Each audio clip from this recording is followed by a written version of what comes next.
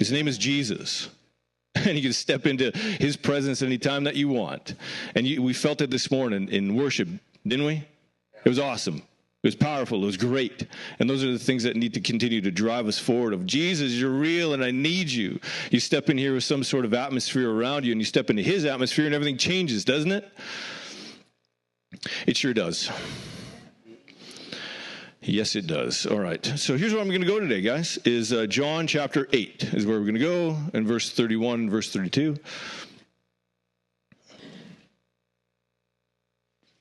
And it's a very familiar passage, and it's a very complicated passage at the same time. Some would say it's an easy passage, but when you break it down, it's just a little bit more intense than we thought it was going to be. All right, so here we go. To the Jews who had believed him, Jesus said, if you hold to my teachings, you're really my disciples. Then you will know the truth, and the truth will set you free. Should we read it again? Fairly familiar, isn't it? Nice little bumper sticker. Put that on a coffee mug. Yeah. All right, verse 31. To the Jews who had believed him, Jesus said, if you hold to my teachings, you're really my disciples. Then you will know the truth, and the truth will set you free. Anybody want to be set free in here? Yes, all of us want to be set free. What do you want to be set free from? Don't answer me. All right, just know that we do want freedom from something, don't we? Maybe it's just self-image. I really want to stop hating myself today. I really nice to be set free from that one. Maybe it's a particular addiction that's got you down, right? Food or drugs or alcohol or pornography or something. Like I need to be free, Jesus, right? And Jesus launches this awesome promise on us. It's like, you can be free.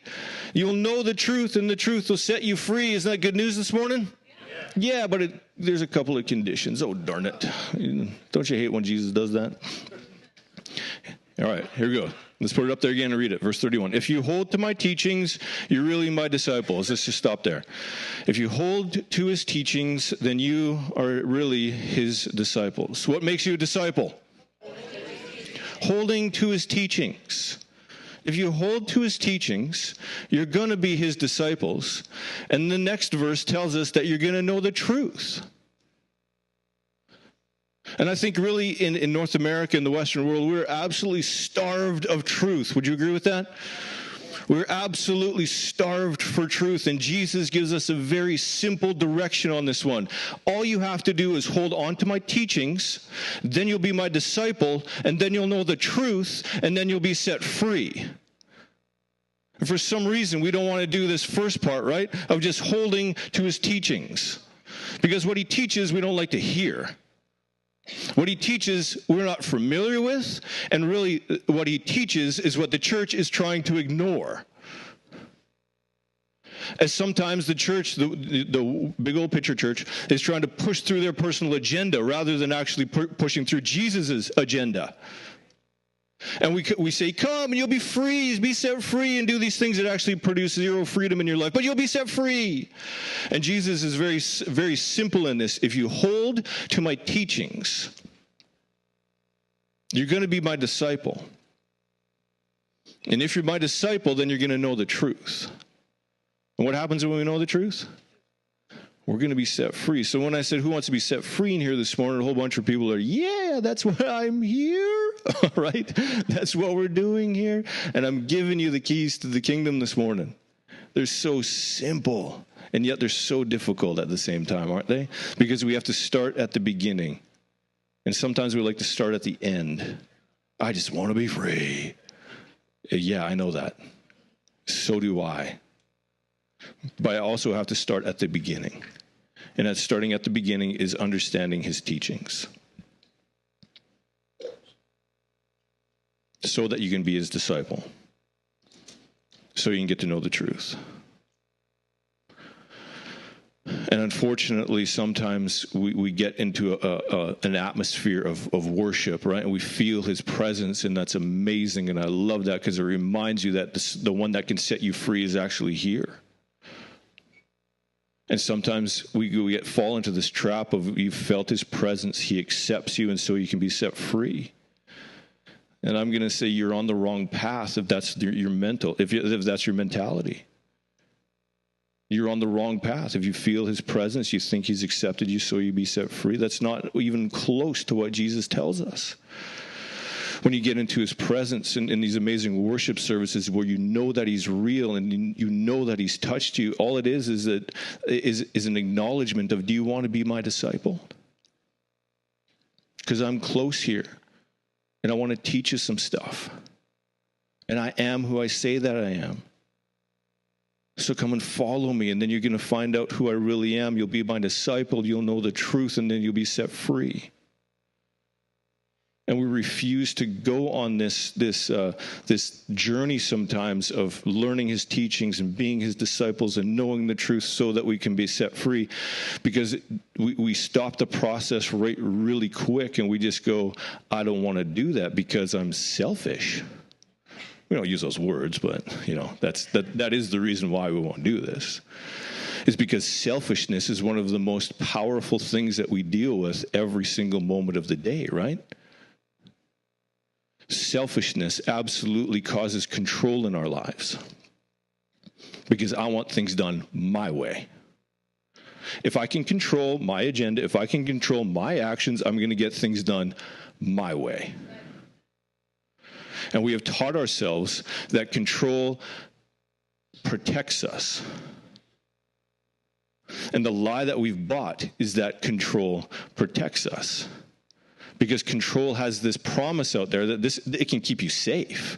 You do things the way that you want them to be done. You do things neat and tidy and in order, and you're going to get exactly what you came out to get, and whatever that happens to be. Unfortunately, it might have nothing to do with being his disciple by knowing his teaching so you could be set free. So you would know the truth so you can be set free. It has nothing to do with that. So control actually locks us into this pattern where we refuse to listen to Jesus' teaching. So I want to control my life so I don't listen to Jesus' teaching, but I still want to be set free. See how confused we get? All because I want to protect myself and protect my circumstances and protect the people around me and protect whatever, just because that you believe that these certain things that you've put around you is actually going to protect you. Check this out. You guys want to hear what control actually looks like? No, you probably don't want to, but it's a little close to home, right? Right? And so this is what control looks like sometimes. Control looks like being super angry sometimes. Because when you move into anger, what is that actually trying to accomplish? If I move in anger, all I'm trying to do is get away from me. So I can be alone with my stuff, so you get away from me so I can protect myself and be safe for this moment, right? That's pretty much what anger is, isn't it? With the controlling mentality behind it, right? Or how about this one? Everybody loves this one. How about just being passive, right? Yeah, just whatever, Jesus. Whatever you tell me. Are you gone yet? Am I invisible yet? Right? The passivity sort of stuff that we start to introduce into our lives. Right? All we're trying to do is trying to maintain control so I can have my way, so I can be safe, and we'll just kill another day. See, this is rooted in selfishness. Selfishness is, I'm going to get what I want to get, which is completely against what Jesus says. Jesus says, if you want to be set free, well, first of all, you're going to have to know my teachings, be my disciple, to know the truth, to be set free. And we don't want to know what Jesus' truth is because it violates our control mechanisms. You might want to put down the booze today, one of Jesus' teachings. You don't need this control mechanism in your life anymore.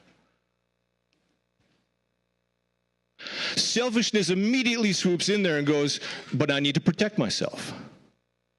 I refuse to listen to Jesus. I will only listen to myself.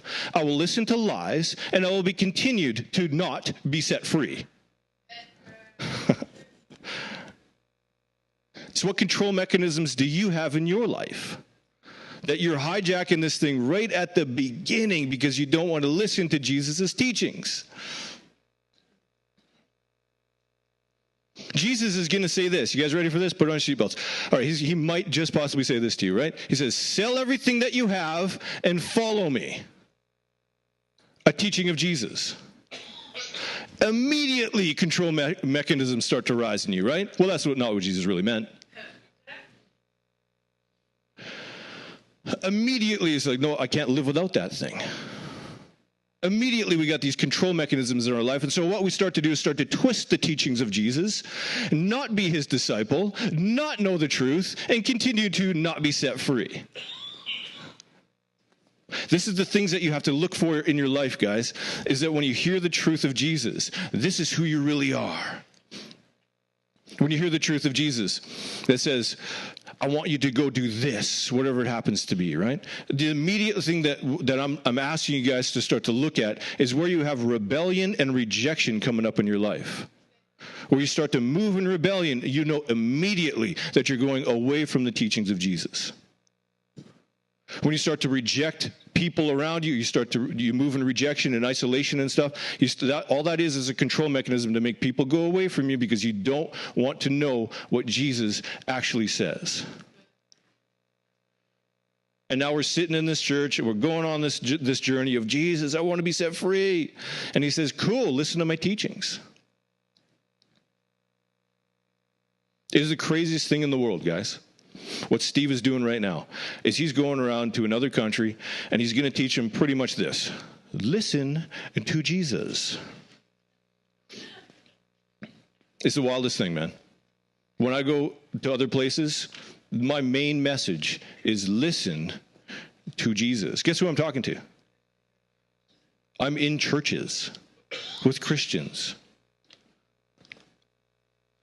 And it's amazing. It's like a bomb goes off. We're way ahead of the curve here at the Father's house. So this is just a little bit of encouragement today, right? Look at your control mechanisms. But other places, you tell them the authority of Jesus, listening to Jesus, and they'll look at you like you got 3 heads. Brr, you know? What is this sorcery? Right? It's crazy. It blows my mind, the fact that Steve is going to go over there and he's going to tell them and encourage them, listen to Jesus, find out what he says, and people's lives will be changed forever. Because there's an absolute war on this stuff. Because if you knew Jesus, you would be his disciple. You'd know the truth, and the truth would set you free. And all I'm trying to get at, what I do every single day, is like, can we just know the truth? That would mean that you would have to move into discipleship. And that would also move you into doing some homework. And let's just find out what Jesus says.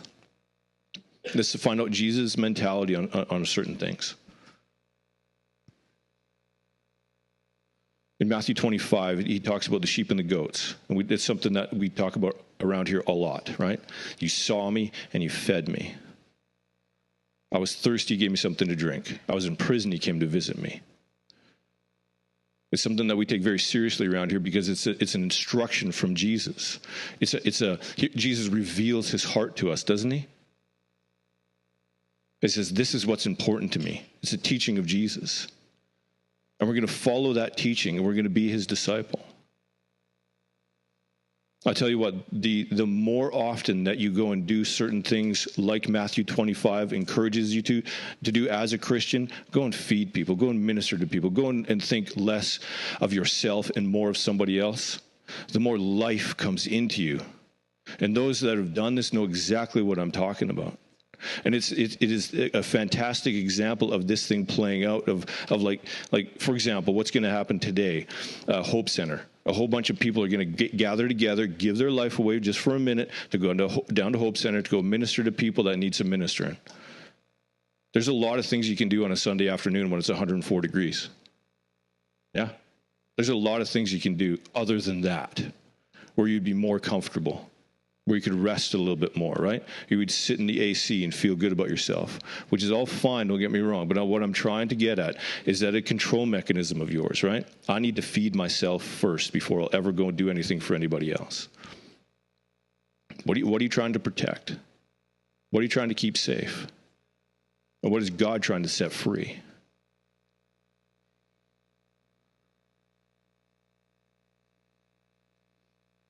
I think in Luke chapter 6, you can read it all day if you want. I'm not going to put it up there. Luke chapter 6, is probably the hardest section of Scripture that I still have a hard time digesting, because it's still a teaching from Jesus. And it starts like this: love your enemies. It gets better. Do good to those who hate you. Oh, dang. Right?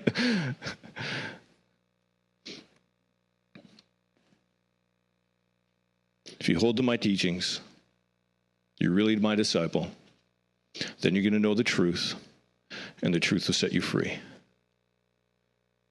And for me, I'm on a truth journey. And anytime I'm up here, guys, is I'm trying to give you truth, because I know truth will set you free. But I don't get truth from my own smart ideas, right? I get truth from one source, and that's Jesus. And I'm going after Jesus. And I'm not here saying that I've reached the pinnacle of knowledge of Jesus. I'm going after Jesus with everything I know, willing to be changed every turn that I take. Because there's a proverb out there that really holds me to where I'm at. And it says, it's the glory of God to conceal a matter. It's the glory of kings to search it out. And I'm after that. I'm after truth. And sometimes God hides that truth from us for our benefit. And we find it in his teachings. Are you with me? We find it in his teachings. Just stick close to me, Geordie. Stick close to me. Know me. Know my heart. Know what I have to say. Know the direction that I'm going. You're my disciple, so come on, man, let's go. We're going somewhere. You need to see this way. You need to see this circumstance with my heart. You need to see this thing with my integrity, Geordie. You need to move in this direction, and I'm with him the best that I know how. The best that I know how, without getting my control mechanisms in the way, which is difficult. Okay, Jesus, I'm with you. I'll submit to you. And as we go on this thing, all I do is find some truth in this thing and go, wow, I've never seen that before. And then I begin to apply that truth to my life, and I start to see myself being set free from certain things. Being set free from fear, set free from addiction, set free from self-hate, set free from all sorts of crazy stuff, all because I'm just chasing after Jesus. I need to know what you say, Jesus. Tell me what to do. Show me where to go, and I'm after you. He says, you'll be my disciple, then you'll know the truth. And so I'm really encouraging you guys this morning to let's get to know what he says even more, and even more, and even more. God is really asking us to give up our control mechanisms. The things that we continually use for control to keep ourselves safe and distant. Because control promises that it can help you, and it never, ever can. Truth will set you free. Your control will never set you free. The things you move in selfishness that are separate from God, they're going to stop you from actually finding truth. Why are you angry? It's control.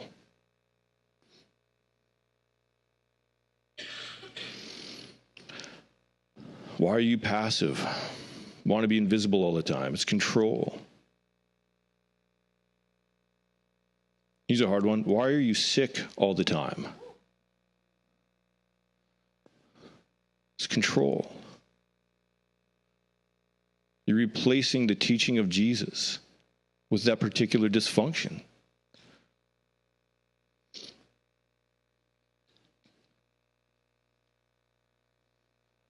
Why are you religious all the time? That one's sneaky, isn't it? But that is exactly the situation that Jesus steps in when he dropped that nugget. Guys thinking they were okay when they weren't. You just put on a religious mask, you put on a religious face when you know that you're just rotting on the inside. But since you got such a sweet religious mask, nobody ever comes and asks you if you're all right. Nobody actually gets at the heart of the matter. Because after all, you're so high and mighty, right?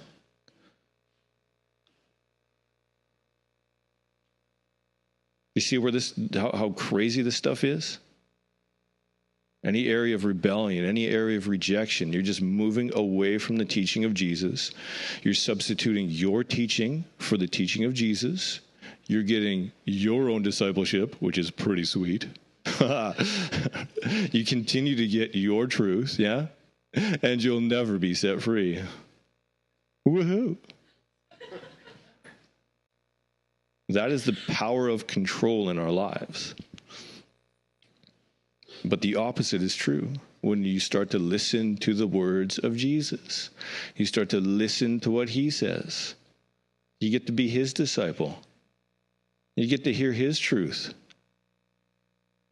And you get to be set free.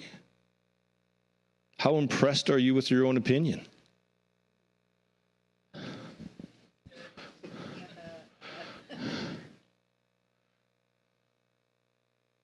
I'm much more impressed with Jesus' opinion. I want to know what he thinks.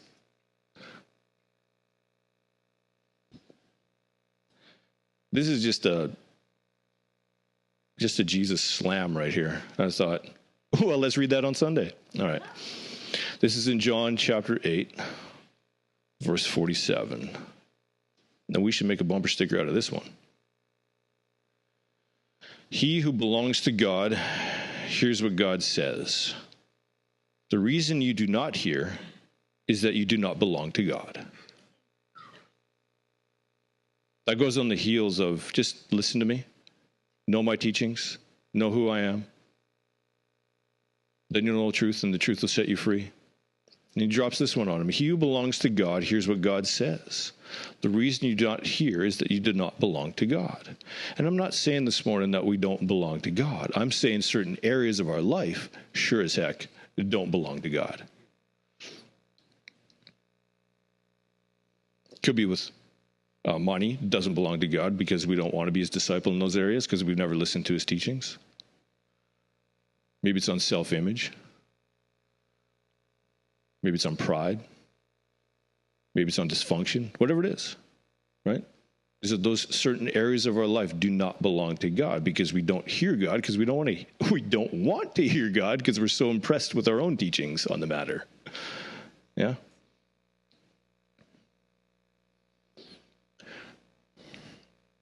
I had a guy tell me for a long time, for years, Geordie, you know you don't have to tithe, right?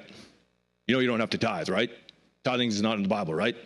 You know you don't have to tithe, right? It was like, oh my gosh. Every time I got with this guy, and every time he would meet somebody new that he knew was from a church, he'd go, what do you believe in tithing? Do you believe in tithing? You know you don't have to tithe, right? You know? I'm like, geez, what's with the tithing, man? Guess what he was married to? His money. He didn't want to hear Jesus teaching in that area of his life, right? He loved that teaching where we don't have to tithe anymore. He had one thing, right? He had part A, right? No, you don't have to tithe anymore. You have to give everything, right? So he missed it by that much, you know? And he just could not hear God in that area because he was married to his own opinion on that one. Don't want to know what Jesus says about this. Don't want to be set free in this. Guess what he struggled with to the day he died? Money.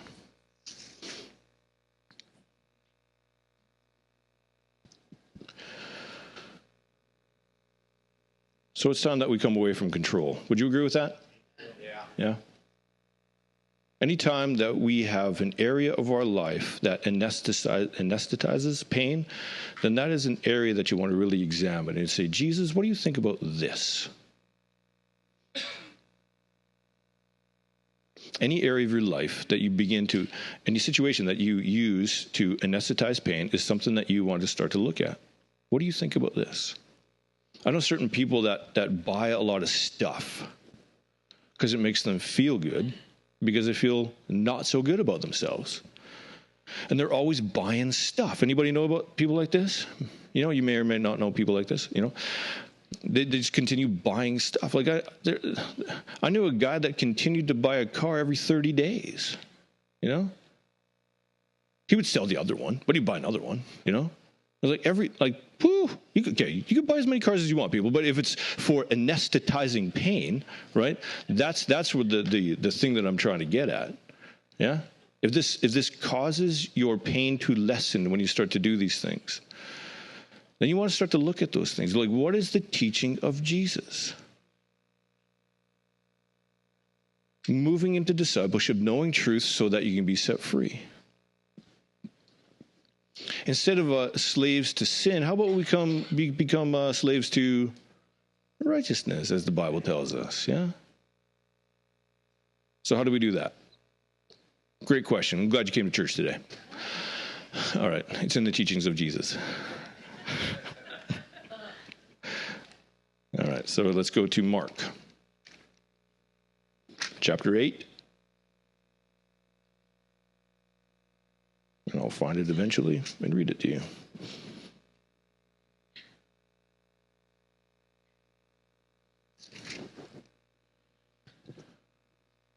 Is it up there already?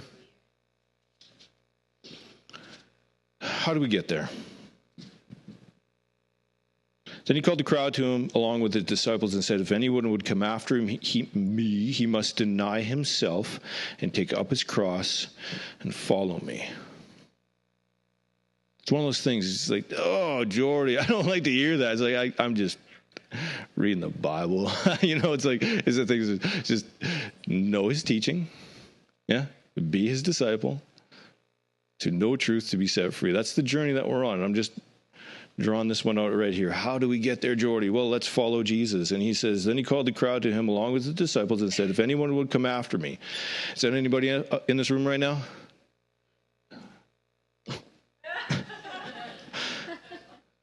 Should I ask again? All right. Very good. Is that anybody in this room right now? We're going after him? Yeah, reluctantly. Okay, good. He must deny himself and take up his cross and follow me.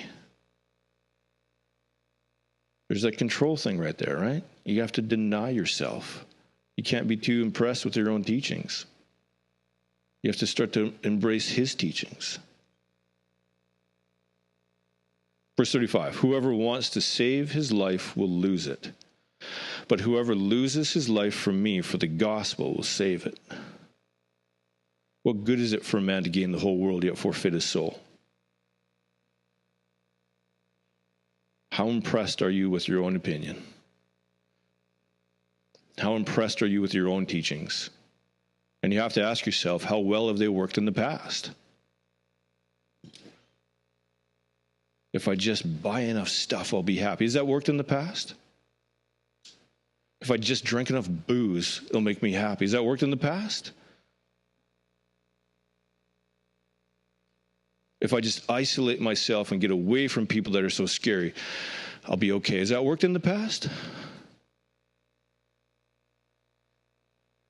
The answer is no. And so here is the instructions now for us. And we're just going to read it real quick. Halfway through the verse 34. If anyone would come after me, he must deny himself and take up his cross and follow me. Whoever wants to save his life will lose it. But whoever loses his life for me and for the gospel will save it. What good is it for a man to gain the whole world yet forfeit his soul?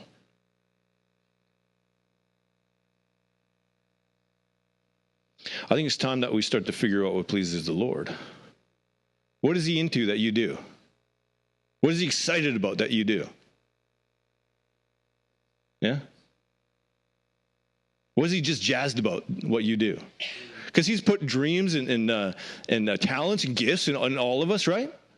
And sometimes he's given us those things so that we can exercise them, so we can show the world who God is. Right? So what awesome things has he given you that you're learning, you're being his disciple, and you're just doing it because he's told you to go do it? What awesome things has he given you that you need to embrace? Yeah? He says, I'm good at this. Let's go do it. Maybe you're good at fixing cars or something. You guys with me on this one? It's like we just got to embrace these things, the stuff that he loves, that he says, this is what you're good at. Let's go and let's do it together, man.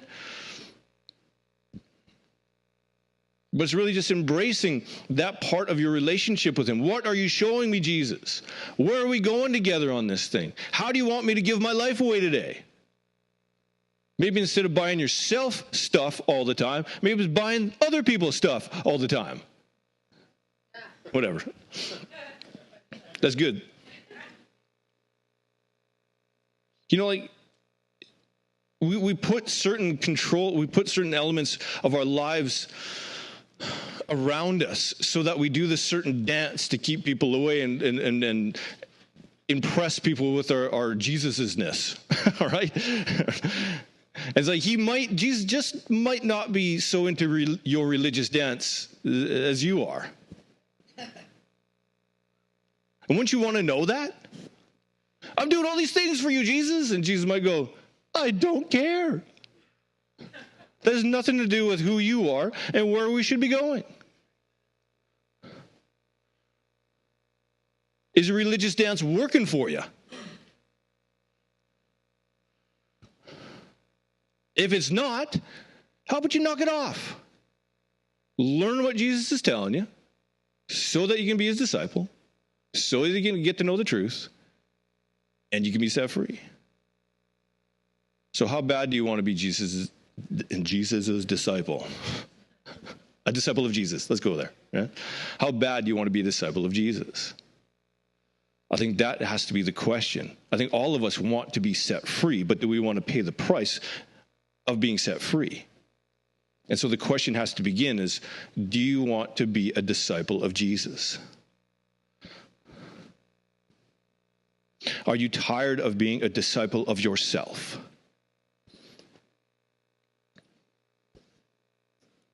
What areas of your life do you know that you have to submit to God and say, you know what, I want to find my life, and so I'm hearing what you're teaching me, Jesus. I need to lay it at your feet and go, God, can you do anything with this life? Because I want your life to come through me now. What areas of control do we just need to lay at his feet and say, I don't want this anymore. I want to know what you say. I used to be married to this opinion, but God, you can have it if it's not yours. If it's not flowing through me because I know who you are, because I know what your teaching is. I just encourage you guys, find out what he likes, find out what he hates. And he does hate stuff. You know how I know that? Because I read it in the Bible. It's a teaching of Jesus. It's in Revelation, and he writes this letter to a church. And he says, you hate the teachings of the Nicolaitans, which I also hate. It's good to know that Jesus hates a few things, hey? And what he hates is this teaching of the Nicolaitans, and the Nicolaitans was a version of Christianity taken outside of Jesus and implanted in selfishness. So they could have a version of the gospel of their own selfishness to make themselves feel good. And he says, hey, check it out. You hate the teachings of the Nicolaitans? I hate the teachings of the Nicolaitans. And I want to be real careful. Do I have teachings of the Nicolaitans? Right? Am I believing that stuff? Because I don't want to be anywhere close to what God hates. Find out what he loves. Find out what he hates. Get away from stuff that he hates and run towards stuff that he loves. In Ephesians, it tells you this. It says, this is Paul encouraging you. It says, find out what pleases the Lord. I love that. One of my favorite scriptures. Find out what pleases the Lord. Find out. Know his teachings. Be his disciple. Know the truth, and the truth will set you free. I want to share one more scripture with you guys. And it's Jesus' encouragement. I can't say Jesus' very well today or ever. Let's go. Matthew chapter 11, verse 29.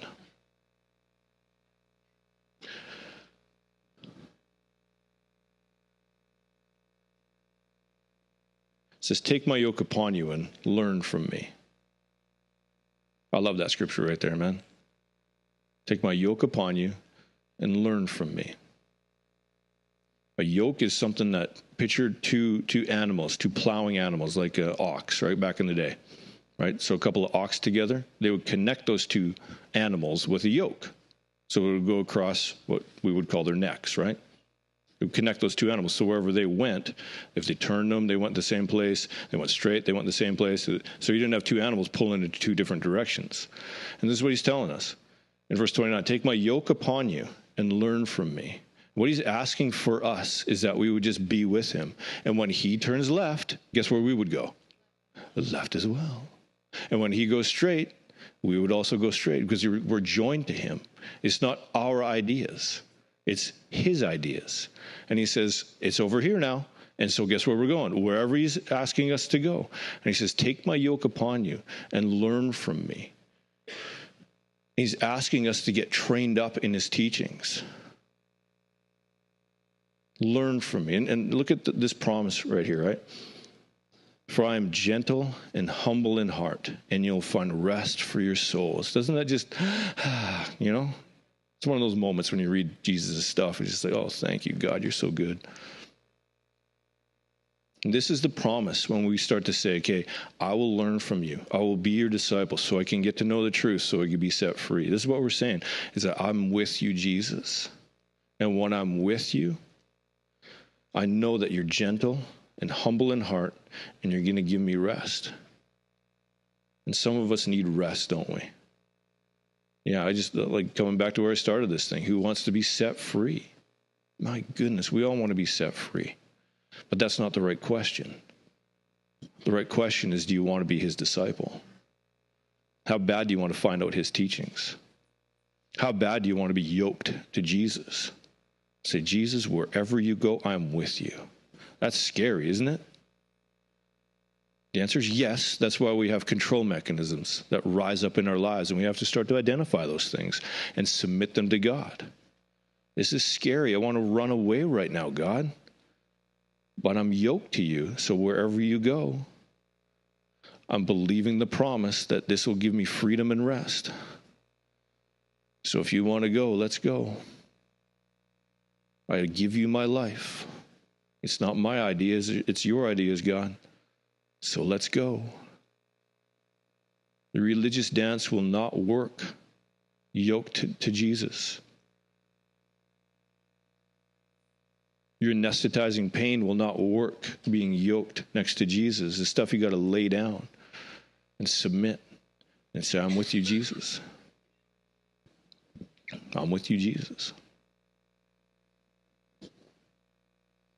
Let's get trained by Jesus and really get set free. Amen, church? Amen. Amen.